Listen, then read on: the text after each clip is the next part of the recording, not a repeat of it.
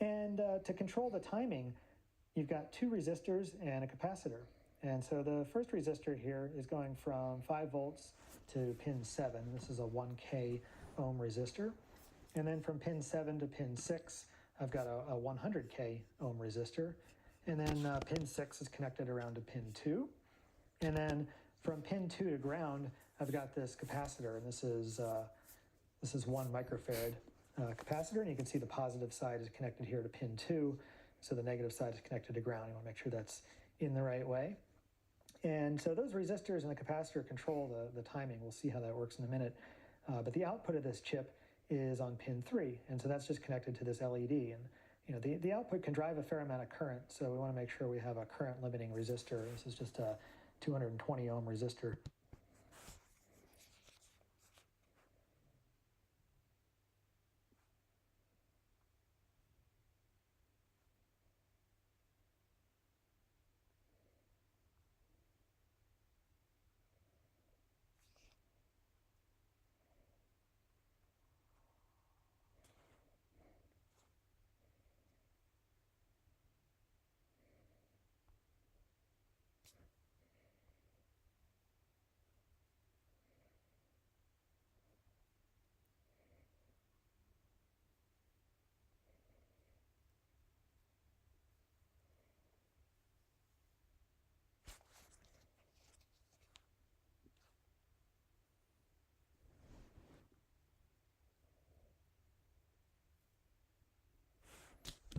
Here, limiting the current through the LED so we don't burn up our LED.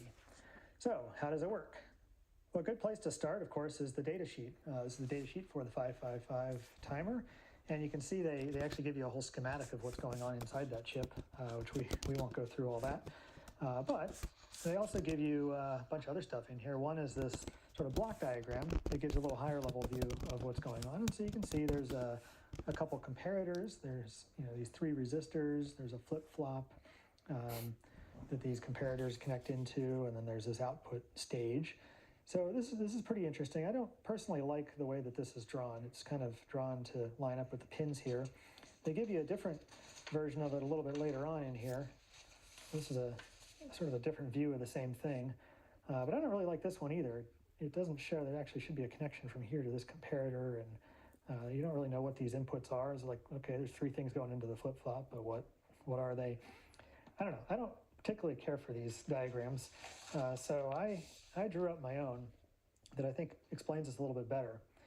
And you can see, just like those other diagrams, there's the 2 comparators. There's a flip-flop. It's actually an SR latch. I think is probably a better way to describe what this thing is.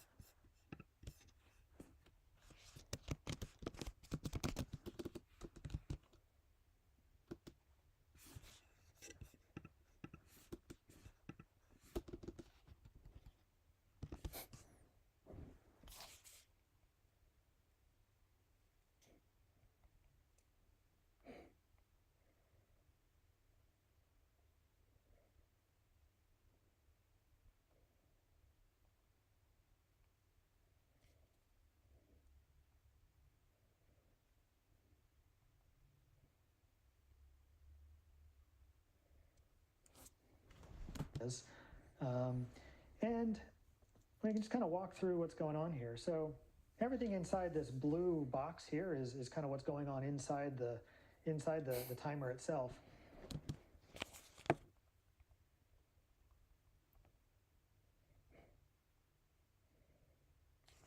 And then the green stuff that I've drawn out here is the rest of the circuit. So we can kind of go through and look at what we've got. So this 1K, this is a 1K resistor going from 5 volts to pin 7.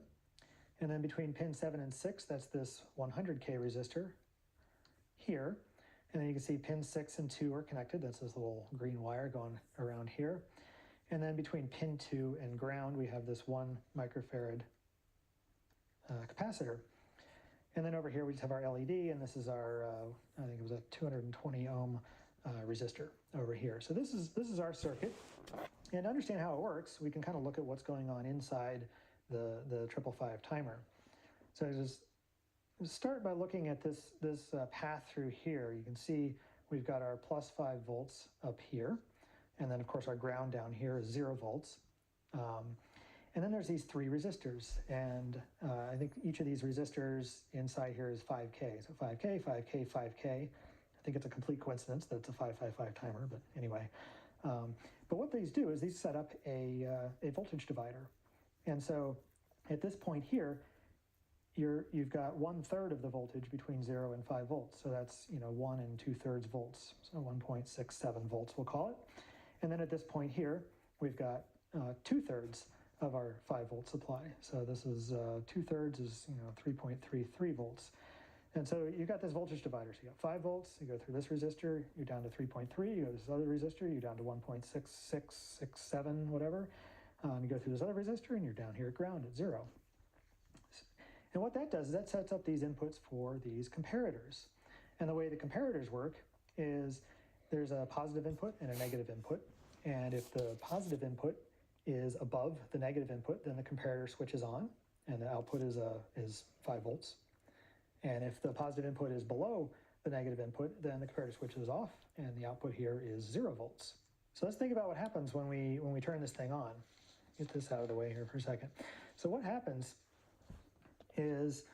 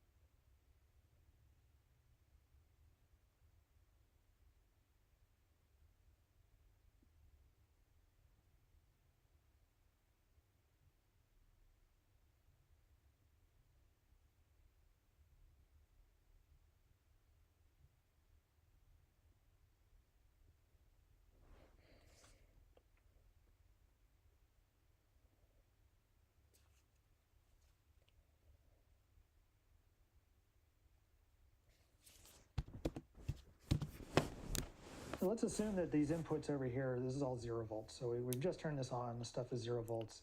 So we've got 0 volts coming in here. That is below 1.6 volts.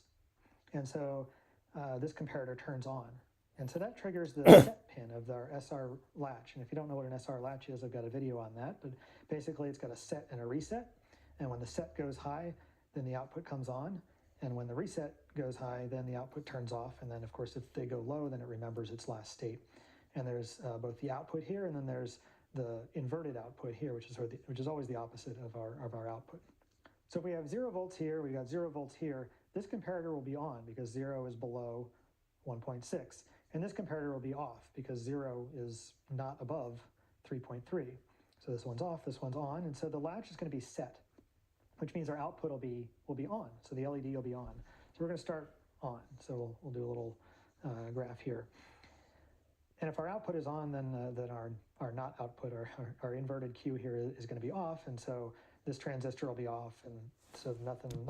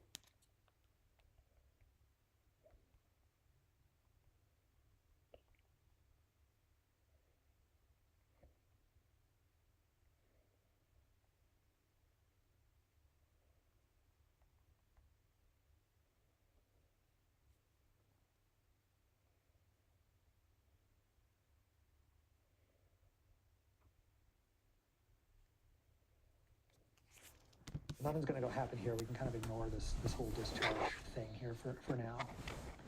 So what's going to happen is we're going to have current flowing through this 1K resistor, through the 100K resistor, and into this capacitor down here, this 1 microfarad capacitor. And that capacitor is going to start to charge. And so if you look at the charge on the capacitor, which is also the voltage here going into pin 2, it's going to start, let me move this so you can see here. It's going to start here at 0 volts, and it's going to start to climb. And it's going to keep climbing and climbing and climbing as this capacitor charges. And so what's happening is the voltage here is increasing. And at some point, it's going to increase above 1.6 volts. And if it's above 1.6 volts, this comparator will turn off because 1.6 is no longer above whatever this voltage is. So the comparator turns off, and that's fine, right? Because the latch is going to latch its output. So we're not asserting the set pin anymore, this set signal. But you know, if we haven't reset it yet, we're still going to have a high output here.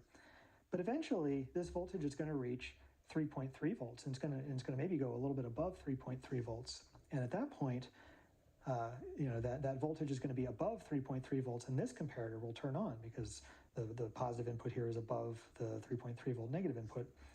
And so this will turn on, and this will reset the latch. And I guess I didn't give myself enough room here, so ignore that. So this is our output.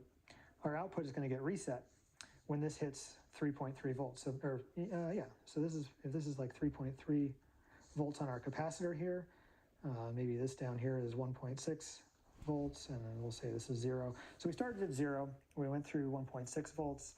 Nothing happened, and we turned off the set pin, but we stayed latched. And then we get up to 3.3 volts, and at that point, our output turns off. But the other thing that happens is our not output, our inverted output, this turns on. And that's going to cause current to flow from here through into the base of this transistor. And that'll turn on this discharge transistor. And so then what happens is, current can now flow through the 1K resistor, through this discharge to ground. So, okay, that's not very exciting. But what's more interesting is that current can also flow from the capacitor through the 100K resistor. So before we were charging the capacitor in this direction. Now we're discharging the capacitor. Current is flowing from the capacitor through the 100K resistor and through this discharge. And so the capacitor is going to start to discharge. And it will discharge for a little while. And of course, it'll, as soon as it starts discharging, it'll drop below that 3.3 volts. And so the reset will turn off. But again, this is latched, so nothing happens. But eventually, the capacitor's voltage will drop below 1.67 volts. And now, with this below 1.67, the set comparator turns on, and it sets the latch again. And so when we set the latch, when this gets down to 1.6 volts, we set the latch, we turn the output on. We also turn the discharge transistor off. So we turn this off, and so we're no longer pushing current through the base of this transistor, and so this transistor is off. And so no longer is the capacitor discharging. We're back into this state where the capacitor is charging again. So the capacitor will charge, our output is on, eventually the capacitor will get back up to 3.3 volts. This will switch, we'll start discharging again, and this will turn off. Capacitor will discharge, and it's off. Capacitor will charge, discharge, and so we get the capacitor is charging and discharging kind of like this, but our output here is this nice clean square wave. And that's what we see when we look at the circuit here. We see our LED flashing. And of course, we can control the rate that the LED is flashing based on the values of these resistors and the capacitor, right? Because the rate is set by how quickly this capacitor charges and how quickly it discharges. And so how quickly it charges is going to be dependent on these two resistors and the capacitor. So the bigger these resistors are, the slower it's going to charge. And of course, the bigger the capacitor is, the longer it's going to take to charge. And then if these resistors are smaller, then it'll charge faster. If the capacitor is smaller, it will charge faster. And then for discharging, so the time when this is low, it's just discharging through the one resistor here. And so, again, if this is a bigger resistor, it'll take longer to discharge, and so this will be low for longer. If it's a smaller resistor, it'll be faster. And so by adjusting these components, we can kind of control the rate here. And so one thing you might notice is that, I chose a 100K resistor here, and then a relatively smaller 1K resistor here. I mean, this is only 1% of this. And that's because, because we're charging through both, and when we're discharging, we're only discharging through this one. But I wanted this square wave to be fairly symmetrical. And so by this only being like a 1% difference in the charging from discharging, you end up with essentially the same time that it's off that it's on. It's sort of what's called the duty cycle. And if you look at the data sheet, they actually give you some formulas here for figuring out the time that it takes to charge or discharge. So charge time, discharge time, and they actually show a nice little graph that looks very similar to the one that I just drew. But you can see, they give you the charge time is based on RA plus RB. I think they're calling this RA, and this is RB, times the capacitance, which is the C here. Whereas the discharge time is just based on RB, right? Because we're only discharging through that one resistor, so you don't see RA in there. And then the total period is RA plus 2RB, right? Because it's RA plus, you're going through RB twice for the total period times our capacitance. And so we can figure out our total period just using this formula. We can pull out a calculator here, and so just sort of order of operations here. Resistor B is 100,000 ohms, so times 2. And then we can add in resistor A is 1,000 ohms, as our 1K resistor.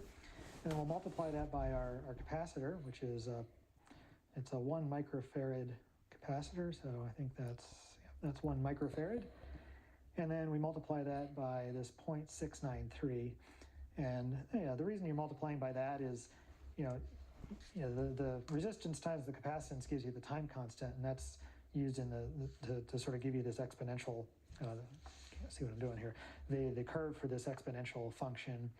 But we're not going the whole way, and we're just going from 1.6 volts to 3.3 volts, and so they've done some of the math for you to figure out what coefficient to use to get from the time constant to the actual period. And so what we come up with is 139 milliseconds, or 0.139 seconds. And so that's the period that our LED is flashing. Now, if we want, we can double check all of this for ourselves by hooking up to an oscilloscope here. So I'll just hook up the ground for my probes here. And then I'll connect one probe to the output, which is the pin 3 here. And then I'll hook the other probe up to the capacitor.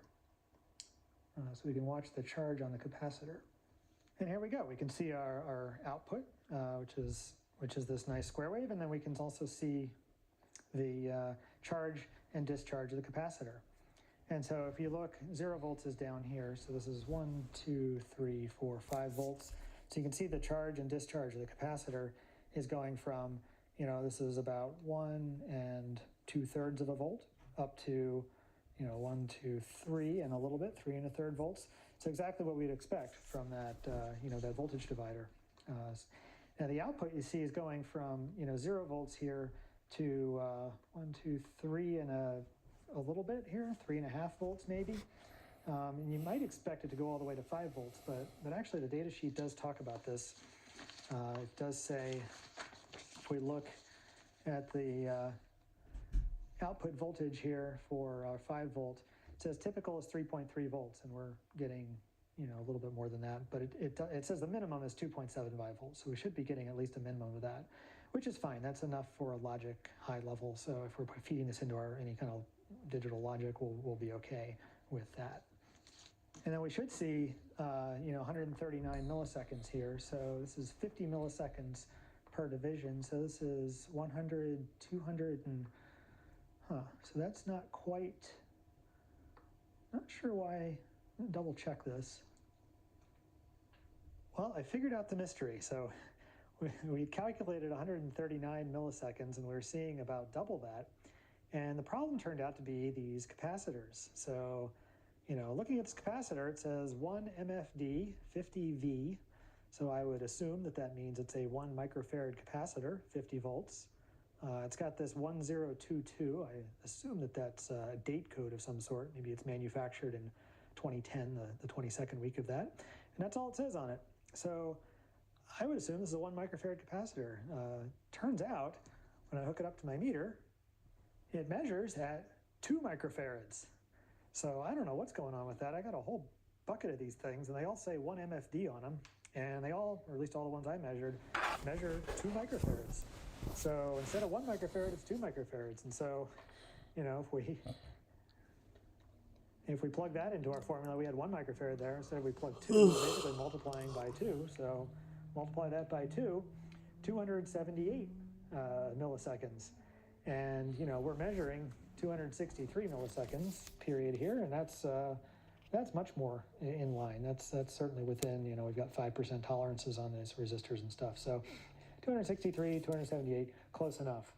So very interesting. I always assumed these were 1 microfarad, but apparently not. If anyone knows why they're marked that way, maybe I'm missing something obvious, but I would assume that 1 MFD means 1 microfarad, but apparently 1 MFD means 2 microfarads. Go figure. Yeah, so 263 milliseconds, that's much more what we'd expect. And so if we take 1 over 263 milliseconds, we get about 3.8. And so that tells us this should be flashing about 3.8 times per second. And that, I don't know, visually seems about right. So I think we're almost done with this circuit. It looks like it's working. I did want to talk just briefly. There are some power supply recommendations in the data sheet. And I wanted to talk a little bit about the power supply. We've got, this is just a cell phone charger. This is from Apple, which is actually a very good power supply if you get a genuine Apple one. But in any event, it looks like everything's working fine. Our LED is flashing. We've got our nice clock output here.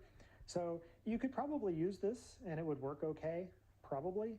But there are a few things that the data sheet recommends doing to reduce noise. And so one thing it recommends doing is putting a capacitor on pin 5. We're not using pin 5. It's control voltage. It's for some other features of the 555 timer that we're not using. And it recommends putting a 0.01 microfarad capacitor from pin 5 to ground to reduce noise. So what is it talking about? Well, we see on the scope here, we see this nice transition from 0 volts to 5 volts. But if we zoom in on that, or zoom in, what you see is that nice transition from 0 volts to 5 volts is maybe not so nice. There's a lot of junk in there.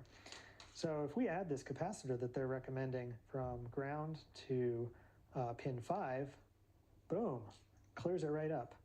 So definitely recommend that. 0.01 microfarad capacitor going from pin 5 to ground. There's still some other noise if we go in even further. Go into, oh, I'm going the wrong way. Go all the way into nanosecond range. You see there's some overshooting here. And what's happening is when the output wants to turn on, there's a bunch of transistors in here switching and doing whatever they do.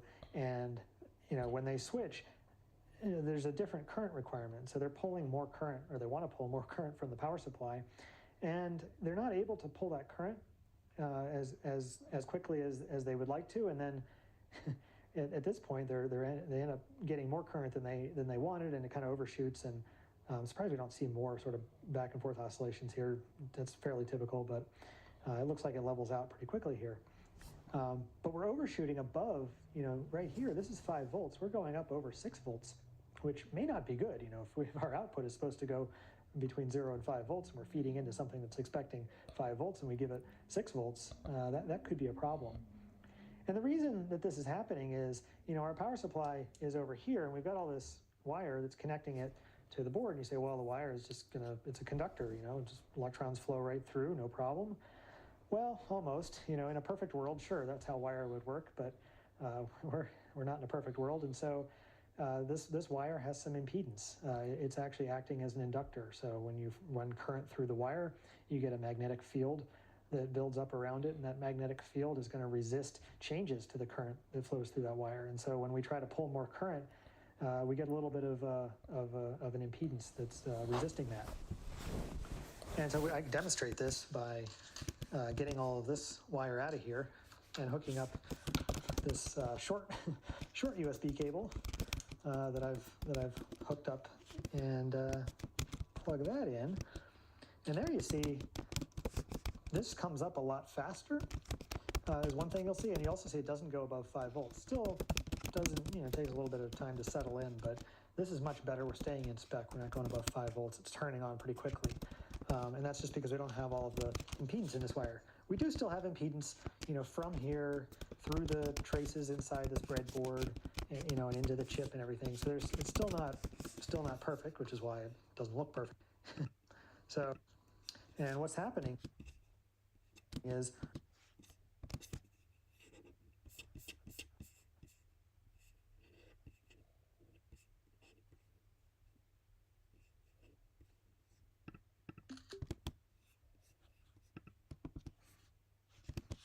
when the boom, we get basically the same thing. And that's because, the power supply has capacitors in it. It's doing essentially the same thing that we're doing with this capacitor here. Now, ideally, what you'd want to do is you'd want to get this capacitor as close as possible to the chip and put it right across the power pins on the chip. And if you look in, any electronics, every chip is going to have a capacitor or maybe multiple capacitors sitting right next to it to smooth out these current transitions. I'm not going to get too crazy with it. I think, with this computer we're building, we're not running at a super high speed. And so if it takes a little while to come up and stabilize, it's, not too big a deal. So what I'm going to do is just put one of these little 0.1 microfarad capacitors on each breadboard, and hopefully that'll be good enough. Okay, so we've added our 0.01 microfarad capacitor here to pin 5. And we've also got a 0.1 microfarad capacitor just sitting across our power pins. And so I'm going to move that over here just so it's a little bit more out of the way, but it's still connected to the board across the power pins, which I think is good enough. There's one other thing that the datasheet recommends, which is pin 4, which we don't have anything connected to. And I didn't draw it on the diagram here, but what pin 4 is it kind of gives you this other connection here to the reset of the latch. So it gives you kind of a direct connection in here to just reset this latch if you wanted to. And actually, I should draw it. It's inverted input. It's not hooked up exactly like this, but this is basically how it functions. Is if you bring pin 4 low, it'll just force this latch to reset. It overrides anything that's going on over here. So normally we wouldn't want to bring that low unless we wanted to reset this. And so what the datasheet recommends doing is to prevent it from accidentally, going low if there's some stray voltage or something. It recommends, if you're not using it, to just tie it to 5 volts. So if we just connect that to 5 volts, then this will always be high, which means we're not going to be, inadvertently resetting this if there's just some noise. So that's just something else we'll do.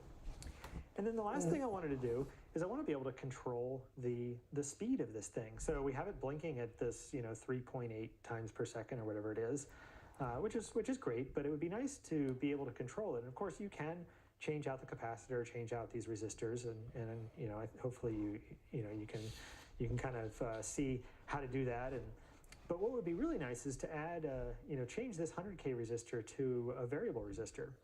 And so I have this 1 mega ohm variable resistor, and you just turn this and get a different resistance, and it goes from 0 ohms, so just a short, all the way through 1 mega ohm, which is 10 times more than this.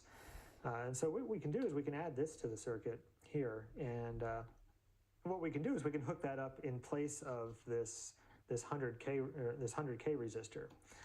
So if I take the 100K resistor out, and then what I'll do is just hook up some jumper wires from pins 6 and 7, right? We want to connect between pins 6 and 7. And I'm just sticking it over here with these jumper wires because this is too big to just jam right in there like the little resistor was. But the other thing I'll do is I'll put it, instead of just hooking this variable resistor between pins 6 and 7 by itself, because when you turn it down, it goes down to 0 volts. That would be a direct short between 6 and 7, which would mean that when our clock turns off, the capacitor, instead of discharging like this, the capacitor will discharge almost instantly through here if there's no resistor there at all. And so then, basically this would never go low, because as soon as this goes low, it would almost instantly go high again. So we don't really want that. So what we can do is we can put another resistor in series with our variable resistor, and that'll essentially act as a minimum value. So I'm going to put in this 1K resistor between the other pin of our variable resistor and pin 7 there. So, if this is turned all the way down, it's 1K, and if it's turned all the way up, it's 1 meg or 1.001 meg or whatever it is. So let's hook that up again and see what we get. And it looks like it's on. Oh, there it goes. Yep, it's just going really slowly. And of course we can turn this knob and get it to go faster. There, it's going a little bit faster. And we can turn it even more, and it goes even faster. And if we turn it all the way, I don't know if you can see that. I can see it's basically flickering because it's just going so fast. Because right now, with this turned all the way down, we just have a 1K resistor. And so when it's charging through 2K of resistors, and then it's discharging through 1K. And so you could probably do the math and figure out how fast that's flashing. But I like that. And I can get it kind of dialed into whatever speed we want. If we want to go really slow, again, we're using this as a clock for a computer, so we may want to go really slow to see exactly what's going on. We can do that. But we might also want to just manually control the clock by pushing a button, so we can go as slow as we want. And so we'll look at that in the next video. So in the last video, we used a... Okay.